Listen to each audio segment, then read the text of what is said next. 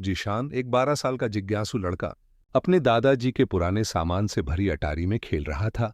धूल और पुरानी चीजों के ढेर के बीच उसकी नजर एक अजीब से जंग लगे पीतल के चिराग पर पड़ी। वह चिराग को उठाकर नीचे लाया और अपनी कमीज से रगड़कर साफ करने लगा। ये जानने की कोशिश कर रहा था कि ये किस चीज से बना है। जैसे ही जीशान ने जोर से चिराग को रगड़ा, एक मोटी हरी धुएं का गुब्बार उठा जिसने पूरे कमरे को अपनी चपेट में ले लिया।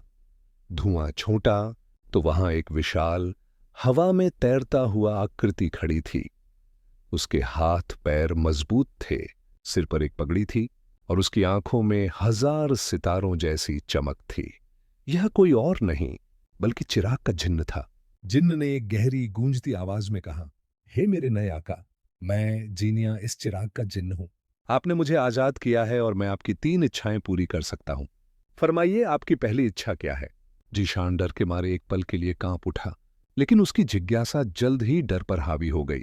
उसने बड़े ध्यान से जिन्न को देखा और बोला, क्या क्या तुम सच में मेरी कोई भी इच्छा पूरी कर सकते हो? जिन्न जीनिया मुस्कुराया, हाँ आका, बस 3 ही।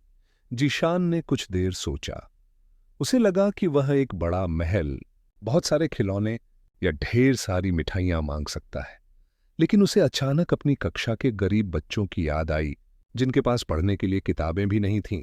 उसने जीनिया की तरफ देखकर दृढ़ता से कहा, मेरी पहली इच्छा यह है कि मेरे स्कूल के हर बच्चे को, चाहे वह कितना भी गरीब हो, हर विषय की नई किताबें और कॉपियां मिले और स्कूल में एक बड़ी नई लाइब्रेरी बन जाए।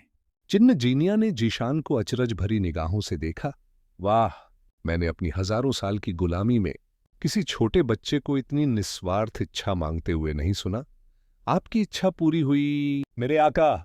अगले ही पल जीनिया ने अपने हाथ हिलाए और एक सुनहरी चमक के साथ जीशान के स्कूल की ओर एक जादुई लहर दौड़ गई। जीशान के पास अभी 2 इच्छाएं और बाकी थीं, लेकिन उसे अब समझ आ गया था कि इस जादू का इस्तेमाल सिर्फ अपने लिए नहीं बल्कि दूसरों की भलाई के लिए करना चाहिए। जीशान और जिन्न जीनिया की यह दोस्ती अब एक महान साहसिक कार्य की शुरुआत थी।